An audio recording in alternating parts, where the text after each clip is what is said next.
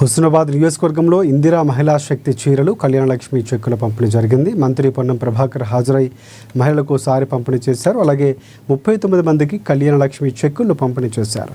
ఈ సందర్భంగా ఆయన మహిళల సాధికారతపై ప్రభుత్వం పట్టినటువంటి దృష్టిని మరోసారి గుర్తు చేశారు.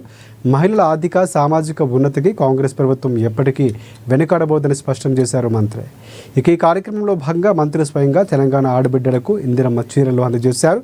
ప్రతి ఒక్కరి ముఖంలో వెలిగిన చిరునవ్వు చూస్తూనే కార్యక్రమం సార్థకమైందని కూడా భావించాలని మంత్రి ఆనందాన్ని వ్యక్తం చేశారు.